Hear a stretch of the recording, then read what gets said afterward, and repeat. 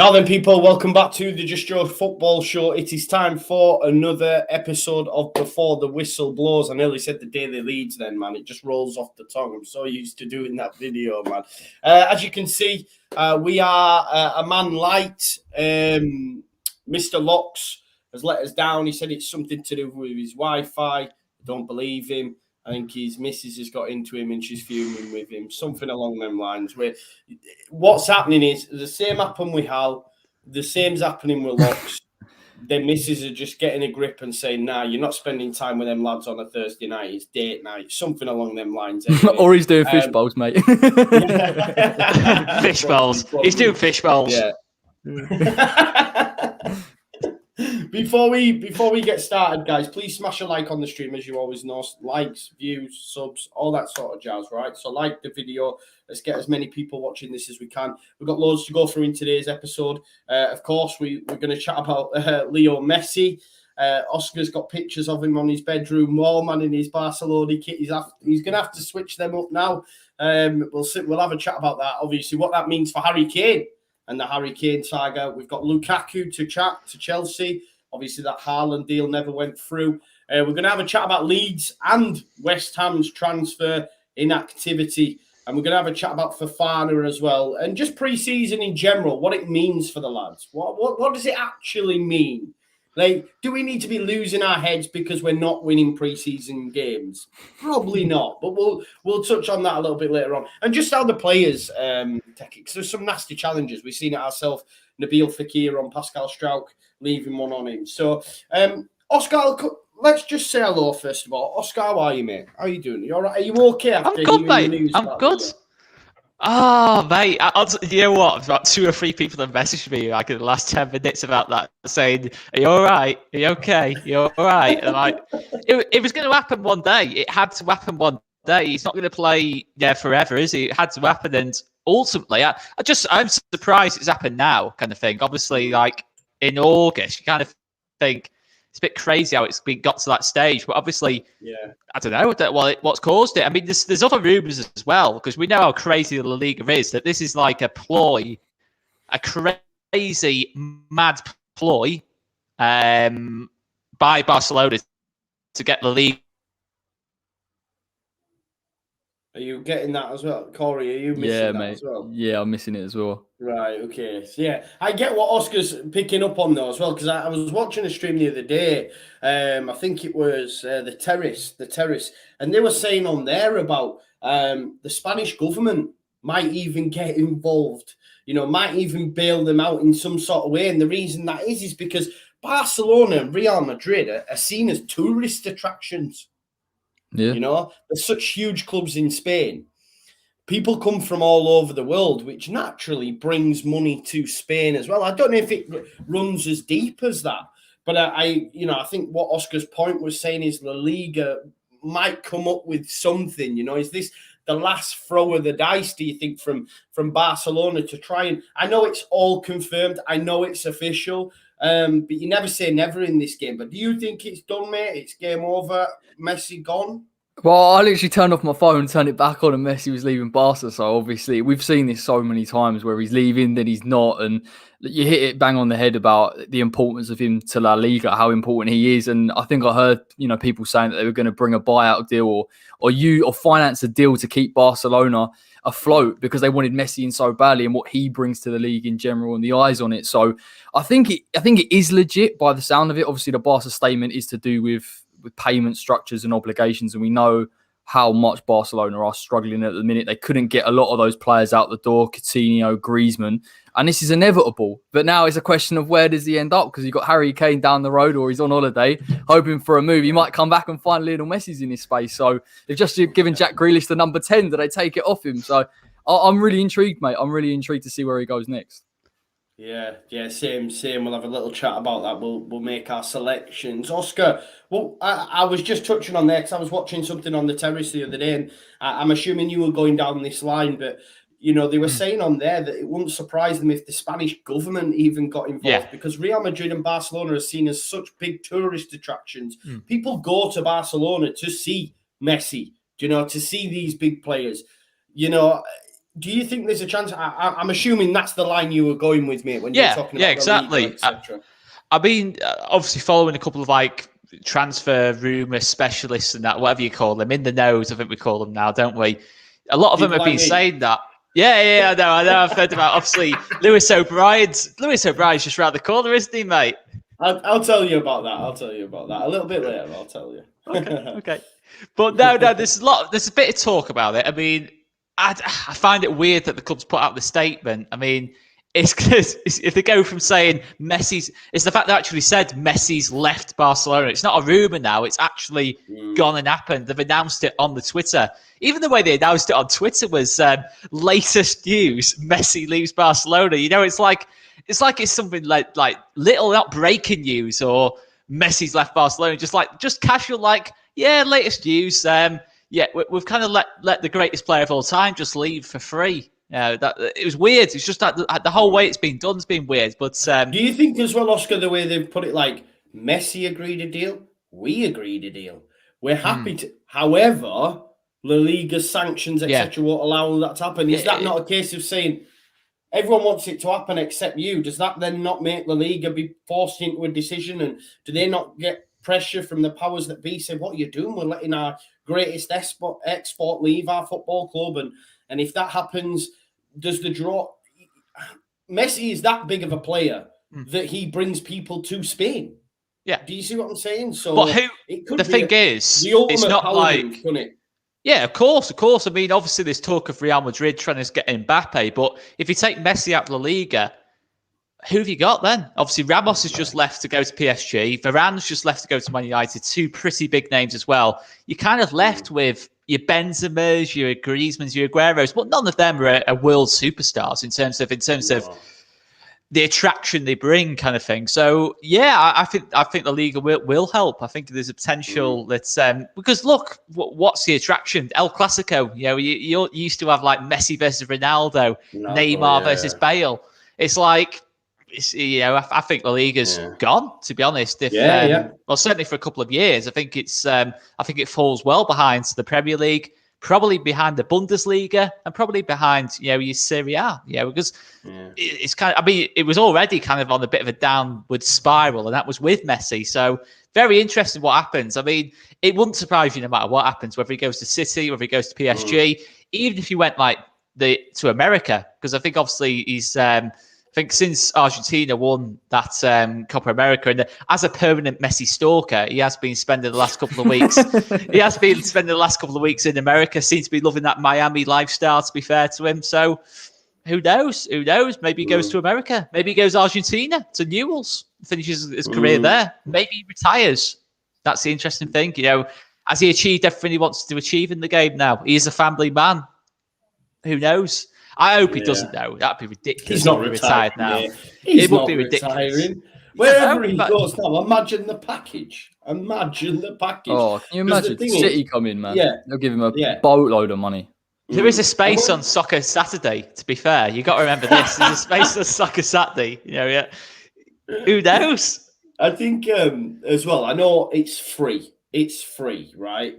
Okay, they don't have to pay a transfer fee, but it's not really free. Can you imagine the signing on fee, etc., that Messi is going to command, Corey? Like, what are we talking, mate? What's he going to? I've got no idea. I don't know what contract he's on at Barca. I think he actually agreed a pay cut initially to kind of join him again. So I mean, he was on an absolute fortune.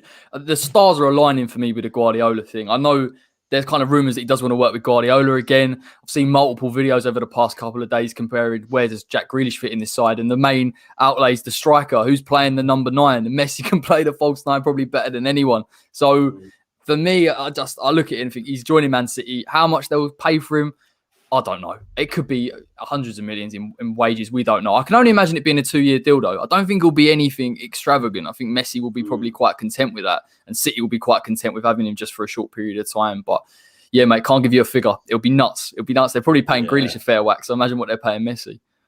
Yeah, it's insane. Obviously, Oscar, you have a little bit of first-hand knowledge, being a Barcelona stan. Will you be over in Catalonia outside Well, protesting? the flights are booked, mate. The flights are booked. Bit of pyro on the go. You know, bit of pyro on the go. Do you You think know, there's a chance of that? Do you think there's a chance of that well, of a fan protest?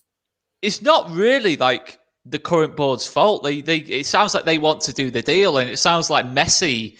I don't know. You don't know what Messi's intentions are. Whether he looks at, let's not forget he's 34 now. Maybe he looks at City or a PSG or another club as being his better chance of landing that Champions League, or maybe that bigger chance of extending his career a little bit. If City, they can rotate a little bit more. Maybe he's playing 30 games a season rather than 50, and he gets another 5 or 6 years out of his career, like a Ronaldo, for example. Maybe he's looking at it from that point of view. Because at Barcelona, when he's fit, he plays.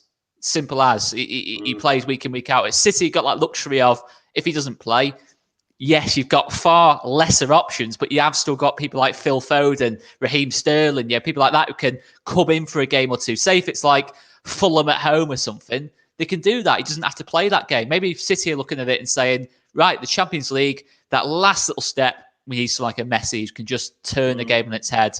It's just very interesting, mate. I think it's obviously so sudden.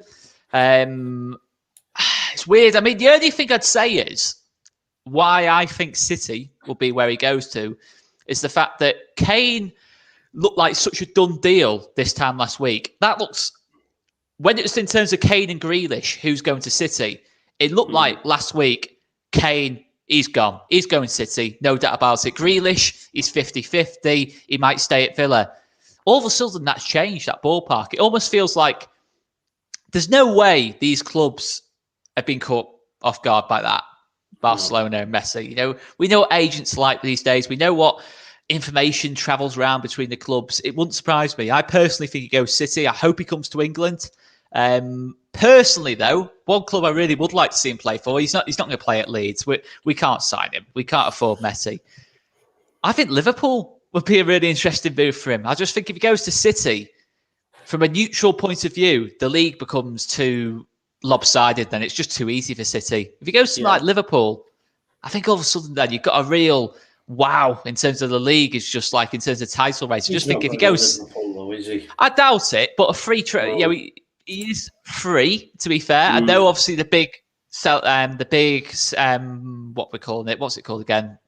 Signing on fee and wages. But if you're FSG and you're thinking, oh, how do we win the Liverpool fan base back after the Super League thing? How do we win these fans back? You probably just go and do it, don't you? But I think City or PSG, to be honest. I hope it doesn't go to like a Bayern.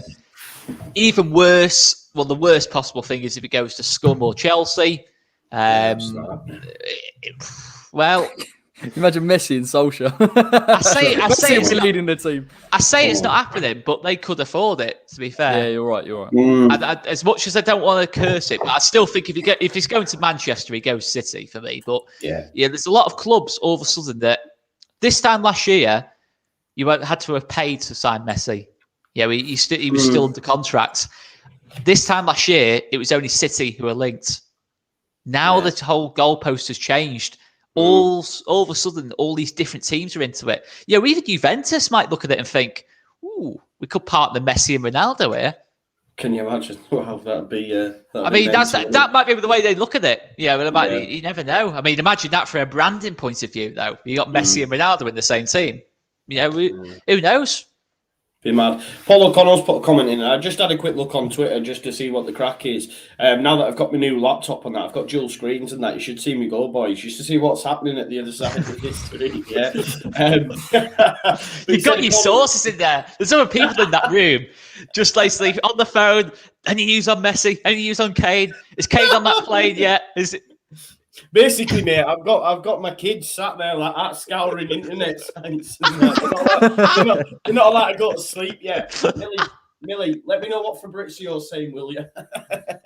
But according to Graham Munter, it's only a power play to get more investment. Now, I didn't actually know this, but Real Madrid have also issued a statement These statements have been issued within minutes of each other. So Mark Ogden on Twitter says Real Madrid and Barcelona issue statements within minutes of each other, one directly attacking La Liga, the other making a thinly veiled dig about financial constraints.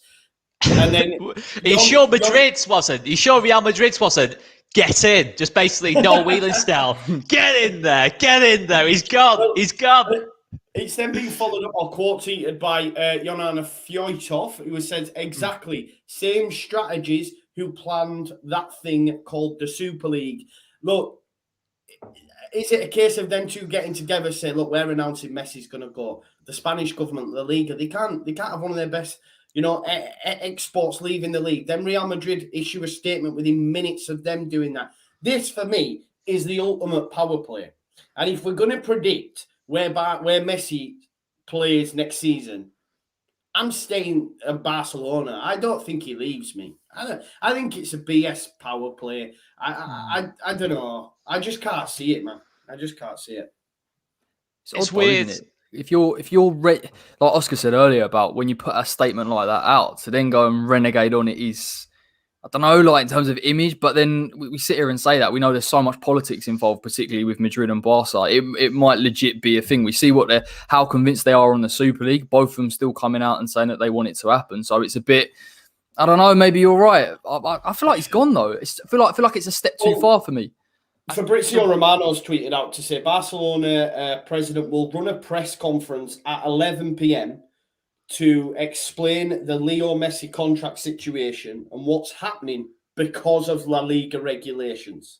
So it's a case of we're not like letting this guy go. It's all La Liga's fault. Yeah, it's all La Liga's fault. Why do you need to run a press conference? This is why I love the Liga, by the way. It's just mad stuff like this. It's mad. Honestly, this wouldn't happen in the Premier League. Imagine, like, I don't know, say Kevin De Bruyne in that lot, and then Liverpool trying to help City out in terms of keeping him there and saying, oh, we need him to stay. It's just, it's mad, isn't it? Like, Real Madrid are helping Barcelona effectively. Yeah. It makes no sense. But the only thing I would say as well, in terms of obviously the weirdness of it, is that Aguero, Depay, are both signed, and the big rumor was that they were both requested by Messi, especially Aguero.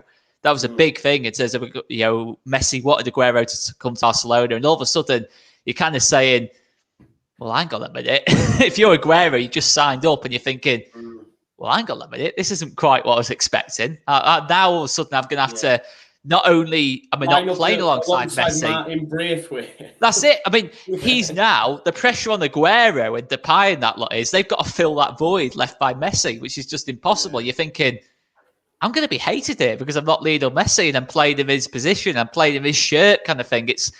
That's it. It just doesn't quite add up either way for me. But I do partly agree with Corey that it feels a little bit far gone. I think a lot will be on this press conference really in terms of what's happened. Yeah. Let's say hypothetical. Look, I've made my claim. He stays at Barcelona. If it's not Barcelona and he is actually leaving, I'm going PSG. I am going PSG. What say you? I am.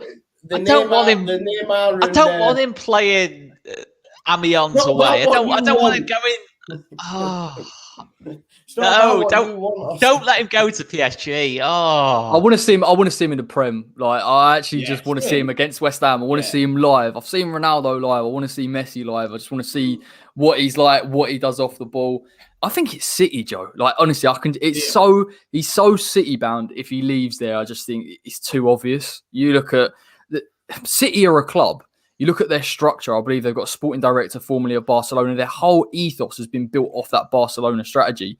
They will have known for years that Messi could eventually become available, and they will probably have the funds ready to go should they need to get him. We've seen it in this window with Jack Grealish. They say they haven't got the money, and all of a sudden it pops up out of nowhere. They'll move heaven and earth. And it makes sense as well in terms of having a striker. So whereas you look at PSG, Neymar and Mbappe, I think they'll be fine. Do you know what I mean? They've made some signings as well. Ramos is probably on a fair whack, let's imagine. Got Donnarumma in again.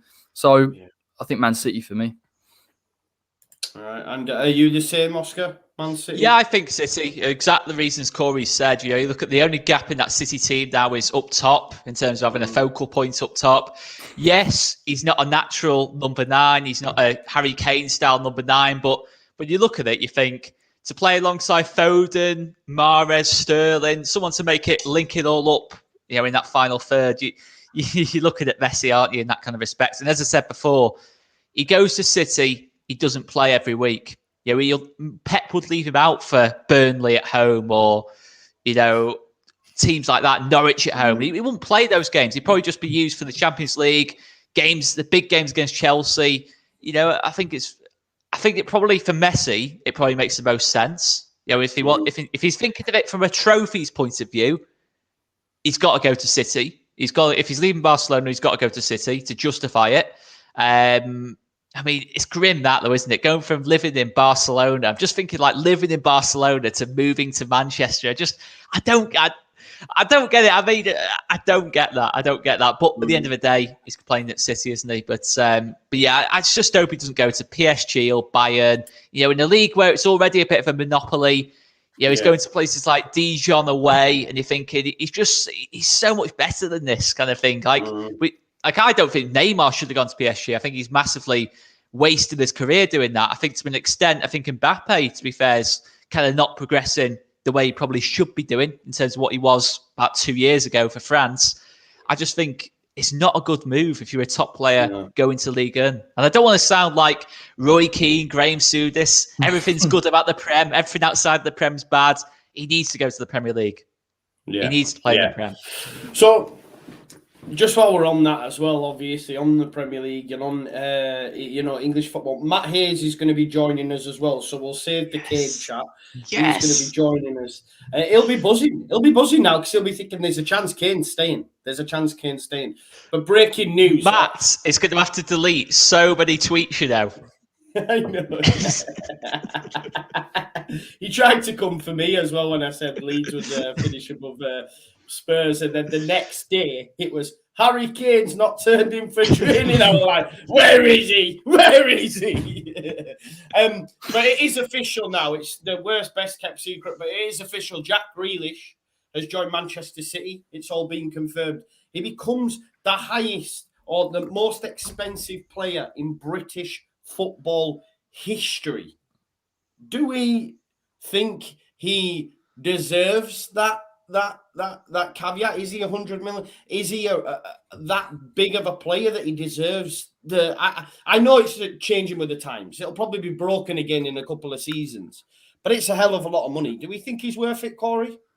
Oh, it comes to me. I do think it's worth it. I was watching some compilation of him last season or for a couple of seasons, and there are very few players in Europe that can do what he can do. I know it's such an odd player because he's not a Neymar in the way that he plays. Everything's really simplistic, but the stats speak for himself in terms of creativity. I think when you start to get to the top 5 in Europe and you're up there with Lionel Messi, it's very difficult to put a price tag on that. And I think the fit for him at Manchester City in terms of what he can bring to that side is phenomenal. But then there's the flip side of that with people saying, how's he going to adapt? Because he's gone from having a free role at Aston Villa to then being maybe told to stick to specifically being a number 8 or a wide player. So we might not see him, and immediately it might not be a case if he's not worth 100 million, but I guarantee you within a season or so, he'll start churning out assists and goals, and he'll only improve under Guardiola. For me, I love him as a player. When he's playing against you, he's an absolute nightmare because he's falling over every 5 seconds, but I do think he's worth 100 million. Look at the market, Joe. Look how much it's changed. If Ben White's going for 50, with all due respect, Grealish probably can go for 100. Yeah. Oscar? No, I agree with you, mate. I do. I think the thing is, it's what Villa want to sell him for. That's what we've got to remember. I think in today's market, you look at it in terms of the prices, as Corey said, then with Ben White, and then you've seen him go for 50. Maddison's supposed to be going to Arsenal for about 60, 70. In that regard, you can probably say, 100 million's about right for Grealish. But I'm thinking of who previously held that. I think it was Gareth Bale when he went to Madrid, wasn't it, in Britain? Am I right in saying? Is it player coming in? Is it Pogba? Pogba. Okay, yeah. But I'm thinking of Gareth Bale, I think went to Madrid for about 90, I think it was. I'm thinking from that point of view, I know football's changed a lot since then, but I'm thinking Gareth Bale, in terms of what he was doing at Tottenham, wow in terms of like that. Yeah. That was like, that you can properly see that. I mean, obviously Grealish is a very good player, but I don't think he's like a Bale or a Neymar in that kind of respect. I don't think he's that level. But in terms of what he can do for City, in terms of how he can potentially improve them, then by all means. I mean, City have got the money to throw at it. And I think there will be a player who leaves. I think it's all well and good saying they're going to pay 100 million, but if say Bernardo Silva, Riyad Mahrez, Jesus moves on, and they'll probably fetch at least, Bernardo Silva's going to fetch 60, 70 million easily going to fetch that. So you're thinking they're going to get that back? Oh, he would. Bernardo Silva. You think in this market? Yeah. I'm not sure. If James Madison's going for 60 or 70 million, and you can't get him out of the you can't get him out of the casino. He's not that old. He's not that old. Believe it or not. He's is he 24, 25? But really? they're going to fetch. Yeah, it's about 24, he looks 25. old, doesn't he? He does look old. He does look old. Them paper rounds in Portugal must be tough, man. I'm telling you, man. Are you saying he's been lying about his age? Are we saying that? But no. They can fetch that money back. They've got a lot of talent there. I can easily see it. Like people like Mahrez, we know what Mahrez is like. I mean, Locks isn't here, but he loves to slag off Mahrez whenever he can. But I can see players like that getting the ump a little bit, to be honest, and saying, "Hang on a minute, we just won the Premier League, and I'm getting relegated to now playing maybe 20 games. I'm now only playing 10. I just don't think you can keep all them players happy at once. Your Jesus's, Torres, Mahrez, even Sterling last season hardly played. So, I think they will have to sell a player. I think they will definitely have to sell a player to just to keep the squad happy, to be honest, in that kind of respect. But in terms of what Grealish does, Grealish is the here and now. I think, obviously, in terms of balance, trying to play KDB and Grealish in midfield with one holding midfielder, that might be difficult at first. But I think that's the plan. We know what Pep's like. Similar to Bielsa, he will just go for it. He will find a way to balance it all out. But look at Grealish's end product, though. I think he was amongst the highest assisters in Europe, and he missed over a third of the season. So, and that's for Aston Villa. This isn't with elite finishes. He's creating a lot more chances. If he had a Harry Kane in front of him for a whole season, he's probably doubling that tally. No disrespect to Ollie Watkins, but it's a big difference, isn't it? All of a sudden, he's servicing Foden, Sterling, De Bruyne. It's not. It's not servicing John McGinn and Ollie Watkins, is it? It's a totally different ball game. But having said all that, he could easily flop like a Coutinho to Barcelona if they can't find the right position for him. Who knows? But I think he'll be a success. Yeah, I think Jack Grealish will be a success as well. And look, from the time in the Championship, I couldn't stand him. It is what it is. I couldn't stand Villa. But, as we've gone up and the Euros has helped massively. It has, though, bro. I'll say it if you say it, Joe. I quite like Jack Grealish, to be honest. I quite like before, for his personality. Do you remember before when I called him Jack and you went, "Don't you ever call him Jack?" I actually quite like. He's actually, when you actually listen to him in interviews, he's actually quite a sound bloke. To be fair, I think he's obviously growing up. When, someone called him an encyclopedia of football or something like that. And he went, I don't know what that means. Yeah, it's mad, isn't it? It was brilliant. He got a mad old. It's like it's a bit of a bandwagon with Grealish. I think. Like I got on the bandwagon probably just after Christmas, and I thought, hang on, he's some serious player. But before I couldn't stand him. He's not. He's such a polarizing player. People are saying now that he plays for Man City, will be even more polarizing because he's going to crack up like 20 odd assists and being playing in the best team in the league. And I just think it's class. And you look for England, like we touched on, he'll only get better for us. And that's a real class thing to have. Class, man. Pep will improve him beyond no end. Like 100%. The guy will be. He's just elite, isn't he? He is elite. He's put out a message and that. I wonder how that's going to be received. What have you made, Matt? We'll come to you. I know you've just joined us. Thank you very much for coming in late. My apologies for not getting into you sooner. We're going to chat about Harry Kane very soon.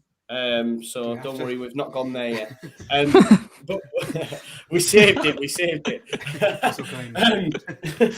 What do you make to some of the Aston Villa fans' responses to Jack Grealish going like, I've been trying to put myself, I guess you can you can relate because I've been trying to put myself in a situation where Phillips scores in 2 seasons. Let's say Phillips scores in 2 seasons' time. We're not in Europe.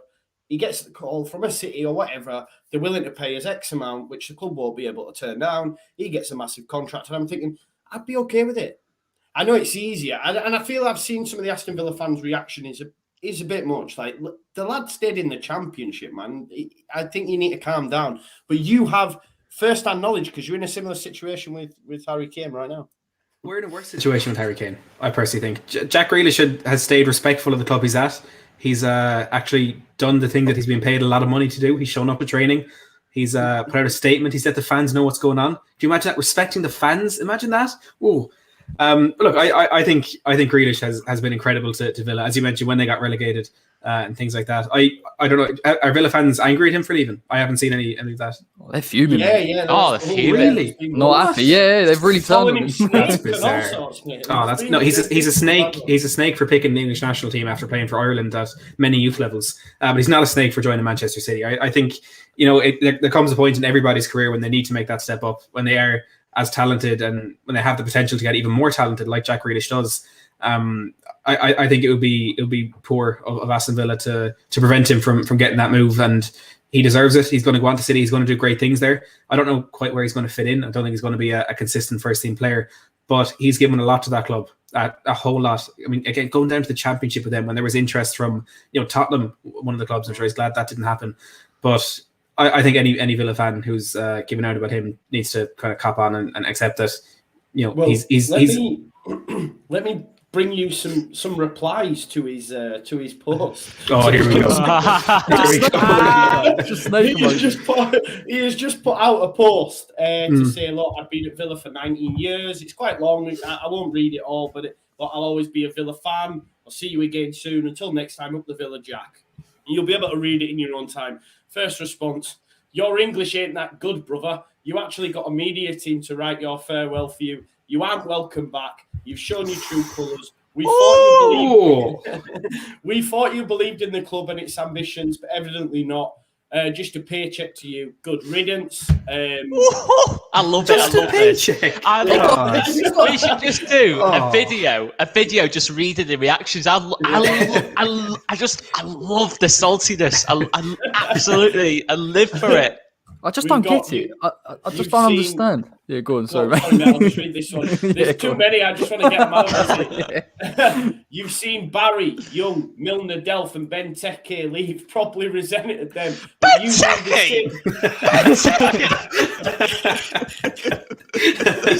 "You do the same. We have all lost respect for you." Yeah, Benteke. I mean, I just about let Gareth Barry go. Benteke. To be fair, 3 of the players mentioned there went on to win Premier Leagues. That's why Grealish is leaving. God. Yeah.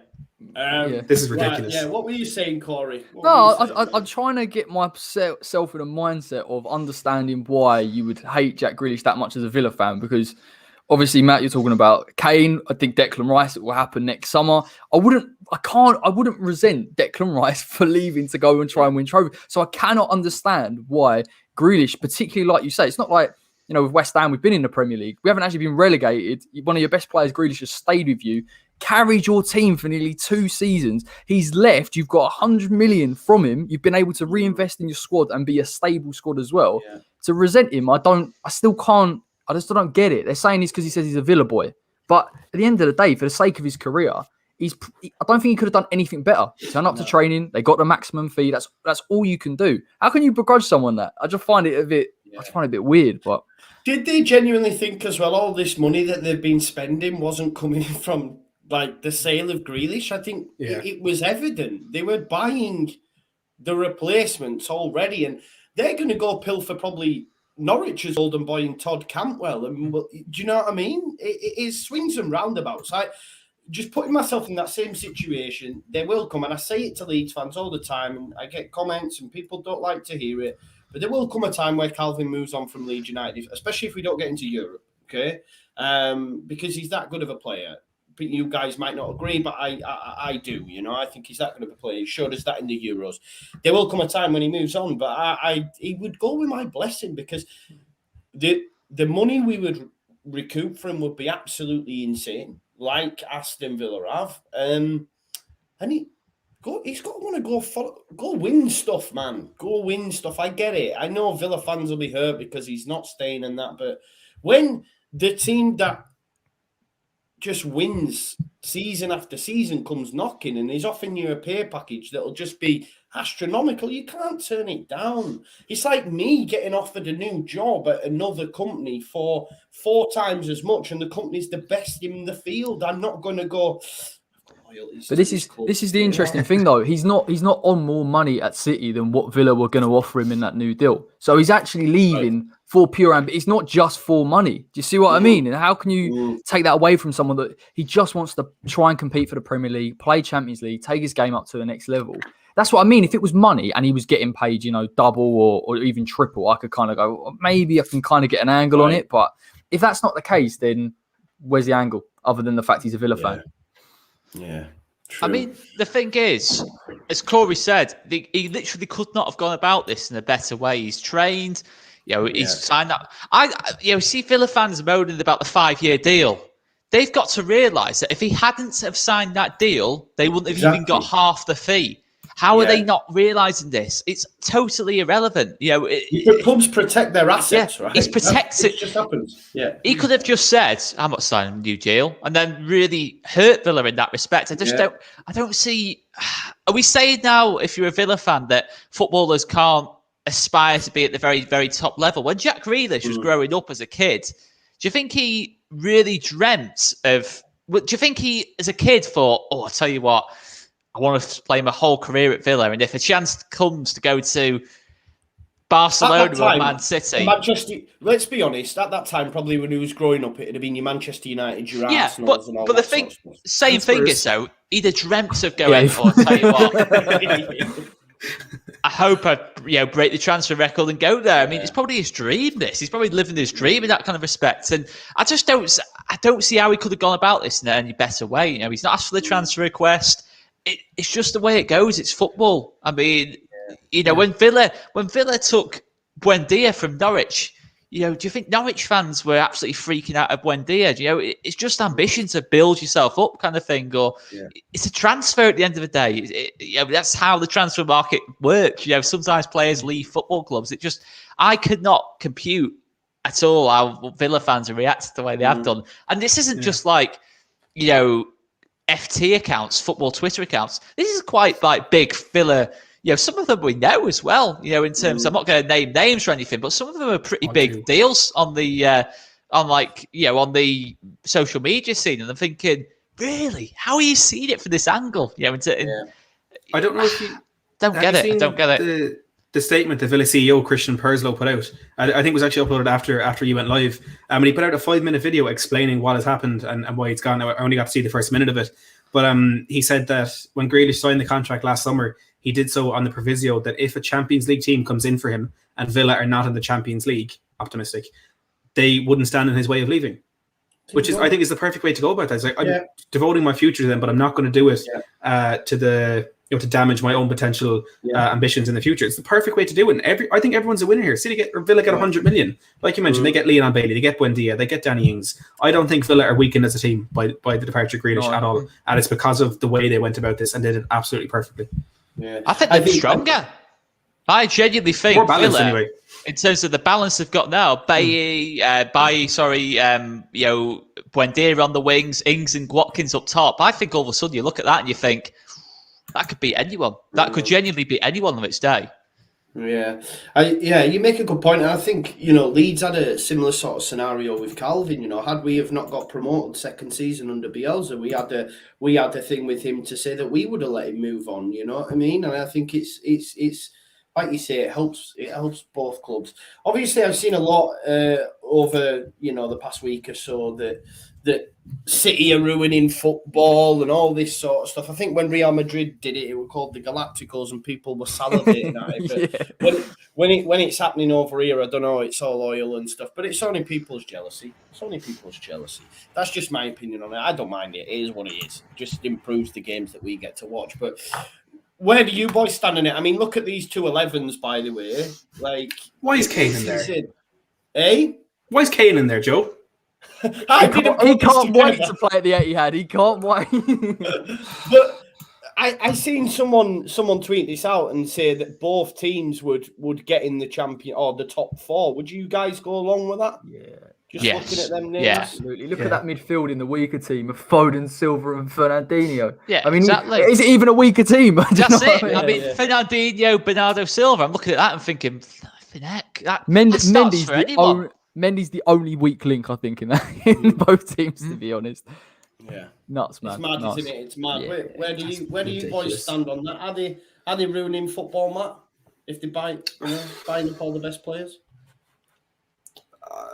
It's hard to say. It really is. I mean, it come back to me in a couple of weeks' time if a different deal happens. I'm saying yeah, but look, it is what it is. I mean, they're making the money back or a lot of the money back in revenue and whatever it is, if it's ticket sales or sponsorships or TV money and stuff like that. I know there's questions over the legitimacy of all that stuff, but if they have the money and they're doing it within the rules that have been outlined, I don't think you can give out too much. And look, I understand if you're a Villa fan, you're losing Grealish, you'll have your qualms with it. If you're a Spurs fan, if Kane does go, which you won't, you'll be upset with it. But I don't think it's ruining football. I mean, there's always going to be a team that is better and a team that has more financial power than others, and just you kind of have to deal with it, I think. Yeah. I've just seen a comment there. Justin, we'll speak a bit in the DMs about that comment, brother. Don't worry about that, okay? We'll have a chat in the DMs, mate. That's not for now. What's the old comment? What's the old comment? I'm interested now. Okay, I'll address it. Players move on. What about? It's totally different. It's totally different. It's totally different. Yeah. You know, it's totally different. It's not the same. It's not the same. If Grealish was moving to a club where something like that had happened, then it'd be different. It's not the same for me personally. And I think Oscar would agree with that, and the rest of the as well. Right. Okay. So let's talk about Harry Kane then. Let's talk about Harry Kane. I first. We can do this. Before we let Matt blow a gasket, I'd want to get the guy's opinion on the way Harry's handled this situation, right? Like for me, and I'm not just saying it because Matt's here. I get it. Like the way Harry is such a professional that people that are saying go back, train, do all this, had he have done that, he would not be sold. He's now putting himself in a position by not returning back to training that he has to force Daniel Levy's hand. If he did return back to training, as a lot of people, be professional, turn back to training, do all that, right? Harry Kane goes back, then what? He's still there for me come the start of the season, where for me he's had to do this such a bold decision, which probably goes against everything he values. He doesn't seem that kind of guy, you know, but he's done it anyway, so he clearly is. But I think I don't know, what Oscar thoughts or Corey, go on, Corey. I'll let you come in. Look, I kind of look at it and think he has done his time at Tottenham. I'm talking generally speaking. I don't think anyone can really begrudge him a move to Man City, if I'm honest. I think the problem we've got and the difference in the dynamic is it's Daniel Levy. And Harry Kane has to go against exactly what he is, which is a top professional, in order to try and instigate that move. I think there's a bit of moving chess pieces involved. I think he's having to do this because City aren't going to pay what Levy wants. And that's where he's coming under a little bit of stick. But I do get it because I just don't think he owes anything else to Tottenham. I do completely understand the contract situation. He put himself in that position and he should ultimately own up to it. And we've seen Zaha do exactly the same with Palace. But it's the only way I think he gets out of Tottenham. I can't see, for love nor money, there's no way Levy, if Levy doesn't have to sell him and he isn't getting 150 mil or 160 mil, he won't. So I guess he's got to do it. But it's tough for Tottenham fans to take because obviously they absolutely adore him and he's carried their team for a number of seasons now. Yeah. Oscar? Yeah, I agree. I think at the end of the day, the deal Three agree, Matt. Matt's going to give us it here. I mean, I don't totally agree with the way Kane's gone about it, but I think he had to force the issue a little bit. I think he had to force the issue of it. I don't know if he necessarily had to stay in Florida and and do what he's doing now. But anyway, I still think he had to if he wanted to move, he had to force the issue a little bit because at the end of the day, from what I can understand, Matt will probably correct me on this. He signed a 6-year deal in 2018. The terms of the deal was if he gave the club a year's notice, they would allow him to leave on a gentleman's agreement as long as the valuation was met. That's my understanding. I don't know if that's right, Matt. Apparently, last summer, he said to the club he wanted to leave. That was last summer, he said that. Yeah. So, from his point of view, he's actually stuck to the agreement. However, if you are daft enough, and I mean daft enough, to sign a 6-year deal and only leave yourself the way of getting out in a gentleman's agreement with Daniel Levy. Daniel Levy, who I won't go into it, but let's be honest. let's go into it, please. It was no surprise to see him at the front of the queue of the European Super League, was it? Let's be honest. There's no surprise to see him at the front of the queue there. And let's be honest, Daniel Levy's not really sticking to the agreement. Because the difficult thing is, Daniel Levy's argument will be, right, I'm still sticking to the agreement because City haven't paid the 150 million that we want. Let's be honest, Harry Kane's 28. He's relatively injury prone in terms of quality. He's worth 150 mil. There's no doubt about it. But you got to think he's 28. Ankles aren't always the most reliable. They do sometimes go each season. He never plays a full 38 game season. He always has 5, 6, 7, 8 games out at least every single season. Look through his history. He does always get an injury. Also, is he really worth 150 mil when you can get someone like an Mbappe or a Haaland who are almost 10 years younger for maybe just a little bit more? That's the point of view you've got to say. But there's arguments both ways. And this is why a gentleman's agreement is a complete nonsense, really. It's a complete nonsense. I mean, how Kane's not sacked his brother yet, I don't know. I don't know. Even if he gets the move, I don't know how he's not sacked his brother because he's put in the worst deal I could possibly think of there. But yeah, I mean, look, it's a difficult one, isn't it? It's does he get the move? Does he not get the move? It all depends on Messi to City for me. I think it all depends on that almost entirely. But yeah, I mean, if you're trying to do a deal with that with Daniel Levy, then you're just asking for trouble. And I don't know if Matt might correct me on this, but I'm pretty sure that Luka Modric and Gareth Bale, when they went from Tottenham to Real Madrid, had to do a similar thing. I certainly remember Modric had to do something very, very similar. Because I actually saw him in London, to be fair, when Modric was leaving, about a week before he left. I actually saw him in London, just out and about. And supposedly he was supposed to be in training at that point, but I do remember that, to be fair. So, yeah, I mean, is that correct, Matt, that they had to kind of skive off training to force the move?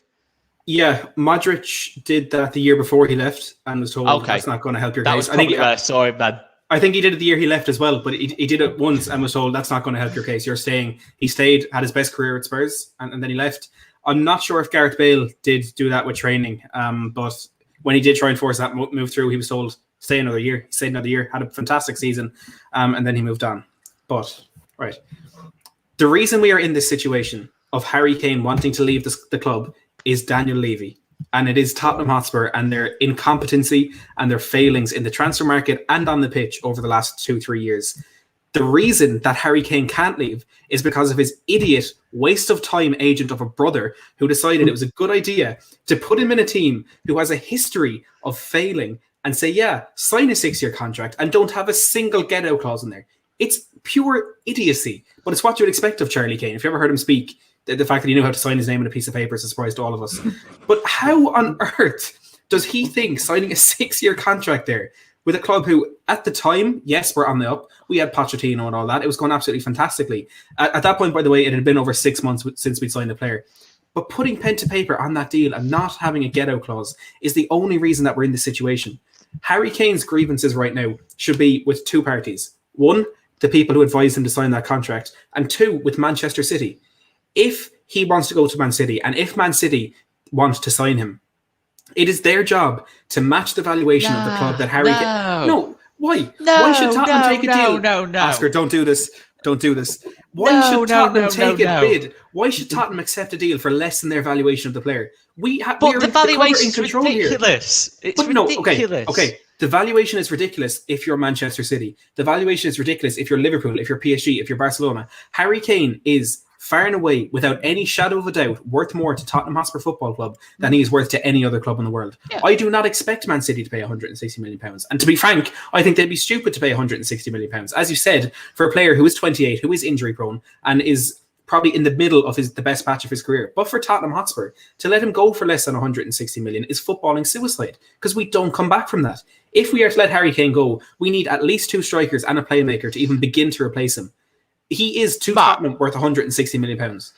If you were offered, okay, theoretically speaking, you're offered 50 mil plus, say, Jesus or Mahrez and Laporte, would you take it? I'd take 50 Laporte and Mahrez. Definitely. But Tottenham don't want players. That's what I think. For whatever reason. That's what I think Tottenham should push for. I think you look at that. Even if Tottenham keep Harry Kane, are they going to win a trophy under Nuno Espirito Santo, way that squad's balanced at this moment in time? No. If they add a defender in, they give themselves a much better chance. And don't get me wrong, if they lose Kane, that's a big, big gap to lose. But they've still got Son. They've still got people like Heung-min Son there, and then they could get a Mahrez as well. They could still get. I know. Do you see the post on? What's he thinking as well? What is it? He signed a 4-year deal. What's he doing? What is that about? Son. I love Son more than any other person on this planet. I swear to God, his loyalty to this club is absolutely insane. He'll never leave. Son's the guy now. Son is the guy. Of course, he's the guy. Do you ever think Son would survive after training like that? And I'll be honest, I didn't think Harry Kane would. But on the point of that, it is an absolute disgrace. It is an absolute joke. And he is only embarrassing himself, Harry Kane, in the way he's going about this. You can say he needs to force the move through and things like that. He probably does need to force it through. But don't do it like this. He doesn't owe anything to Tottenham. How would you do it, Matt? How would you not sign a 6-year contract with a terrible football club? But he's done that. He's done that. He's in this situation now. For me, this is the only way he could have engineered anything. Look, we spoke before. We all didn't think it was going to happen. We was like, they're only getting. We were speaking about on Twitter, all that sort of stuff. And then he's supposed to be back for training, and it's like, he's not turned back. This deal actually is up. It's been very quiet on that front. You even said, and I'm going to mention it again, that he was that bold that he said, if Harry Kane doesn't play for Spurs, that you would wear a Leeds United shirt on your watch along in the Leeds versus Spurs game. I stand by it. You still stand by it. So you still think game day he's going to be playing at Spurs? Yeah. Daniel Levy is the most stubborn man on this planet. And Harry Kane doing this is making Daniel Levy more adamant that he's going to keep him at the football club, even if it's just to spite him. Daniel Levy is not going to let him go. Daniel Levy'd rather lose out on the 120 million, keep Kane in with the reserves just to get revenge. That's the thing. Absolutely. But Matt, you just said before about Grealish, when Grealish left to go to City, that Villa have done good business to replace him. Do you not think if he got offered 50 million plus Mahrez, plus a Laporte, if you push for that kind of deal, and then got, say, for example, an Isaac, in terms of who was absolutely superb at the Euros, I personally think Tottenham would be a better team for making that move. I genuinely do. Long term, I think in a similar way to Villa, we're a more balanced team, but I don't think we're a better team. I don't. Harry Kane is this team. No team's better without Harry Kane in it. No. But more balanced. They've got a chance. They've got a chance then. They don't. You can't win a trophy. You can't win a trophy if you've got people like Davison Sanchez and Eric Dyer at the back. I'm sorry, it's just not going to happen. Or Sergio Aurier at right back. If it means you've got to sell some of your better players to sort of sort out that problem, then you might have to do it from time to time. Can you not remember the last time they got a lot of money for a player and what players they brought? They'd have to spend it well. They'd have to spend it well. We're in a very different situation right now. 2 months ago, it was the worst thought in the world trying to figure out how they'd spend that money. Now that we have got Don Fabio Paratici in this football club, if we got £160 million for Harry Kane, I fully trust how that money's being reinvested. Who have you brought in? He signed one good centre back, and it's all. He signed one good centre back, and he also signed countless unbelievable players at Juventus. Brought in some of the best free transfers of all time. Managed to tempt Ronaldo out of Real Madrid. You could see all those Champions League medals he won at Juventus. He won 9 successive league titles. If we got 2 successive league cups, it would be the best period in our club's history. What a really impressive feat that is in Serie A when you're spending loads more than any other club. Are Inter Milan not spending a lot of money? Are AC Milan? He's at Tottenham, isn't he? No, you know what I mean? Director of football Corey. is so important. The purse strings will be so tight. That's why I'm quite surprised. I do think, did you not think you would have spent this money if you didn't think Kane was leaving, or did you always think you would have had 50 million euros or whatever to spend on Romero? Because it just feels like a little bit like maybe they're trying to pad it out a little bit before he goes and build a bit of a squad. I think the fact that we negotiated and haggled for a week over the €5 million in the difference with Romero, I think probably shows there's not as much money there as a Kane transfer would dictate. Personally, it was a fear initially when we brought in Galini, we brought in Brian Hill, and then we were getting Romero, we were getting Tomiyasu, we're putting in a bid for Damsgaard here, we're looking at Vlahovic there. Then I was thinking, okay, maybe he's out the door and maybe Joe needs to buy me a Leeds shirt. But no, if we're haggling over that money for... I'm not paying for it. I know, what a joke. If we're haggling over that for Romero, I just give him one for free. I'll give you one of my old ones. Get it signed by the squad while you have it. I don't think we're spending that Kane money, personally. He's staying. Do you agree with some of the TalkSport presenters that Bamford would be the perfect Harry Kane replacement? That's a hot... Did you just bring me on here to slag me and give out and try and embarrass me? I've seen that. I've seen some TalkSport. I think it was... what's his name? It was just Saturday. It used to be George Bingham and Cascarino. I think Cascarino had said it. And listen, I love Bamford, but he's not a replacement for Harry Kane. He's to be honest. Let's be honest. There's no replacement for Harry Kane. No, there isn't, mate. There isn't. There isn't. Right. Corey, where's Harry Kane playing his football next season? Man City. Yeah. Oscar? Yeah. Tell he's a West Ham fan. Tottenham reserves. I've said this for so long. I said all these Tottenham... Sorry, Oscar. All these Tottenham fans saying he won't do it. He won't sort of play up. I was like... You can tell he will, because there's something with him where he's so driven. He cannot have a career of his... He's an Arsenal fan as well. He's an Arsenal fan. He's a gooner. And he just wants to go and win stuff. It's a tough life at Spurs. I don't want to scream at you in your own show, Oscar.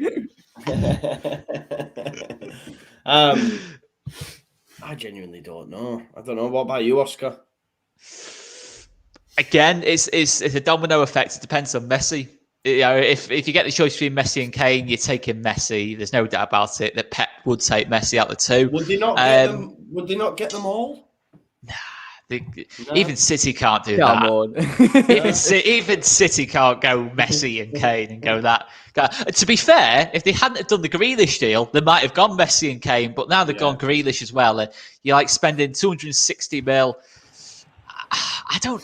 Is there any other clubs he could go to, Matt? Theoretically, if City did pull out, could you see him going to... Remember I said Manchester United. Man. That's the worry for me. I said Manchester United. He'll wait for Kane. He'll wait for Man City next summer. But it won't happen if Messi goes. Messi won't be a long-term thing there. But at least for another 2 or 3 years, it won't happen. Yeah, that's true. And he'd be 30, 31 by then. And he'll have a Premier League trophy with Spurs. He's blatantly panicked. Like, for me, he's 28 and he's thinking, hang on a minute, there's a bit of a gap in the window. People are after number 9s. I am one of the best strikers in the world. I've got to go. Sorry, Daniel. I hate to say it, like, Nuno Espirito Santo as well. There's not a chance. No, I get it. I agree with you. Yeah, I'm gonna let you defend him, and I get it. And he could have an amazing season, but I just think it's such a drop off from Pochettino, Mourinho. Regardless of what you think of Mourinho, now it ended at Spurs. He's still up there. He's a name. He's a league coach, and he's a coach that Harry Kane goes, right. Okay, they brought in Mourinho. When you're then bringing in an Espirito Santo, it's not the same. It's not the same, and I just think I understand where Harry Kane's had at. And look, Bobby's put a super chat in 199. Thank you very much. Says Kane will be playing in the Spurs under 23s. He agrees with Oscar. What were you going to say, Matt? Sorry. I was going to say Nuno is another person who's been extremely disrespected in this. Nuno said last night he has not spoken to Harry Kane about any of this. He has no idea where Kane is. This is Harry Kane's manager. The new man is coming into the club. He deserves even an explanation or a notice. By the way, I'm going to be an absolute scumbag and not come to training. Nuno does not deserve this at all. And you're having to go at me for saying he's an Arsenal fan and you're calling him a scumbag. You should be agreeing with me. Treating the fans and treating the club. Again, because he's an Arsenal fan. No, he's not an Arsenal fan, Oscar. Will you stop it? He's been at Spurs for 17 years. Come on.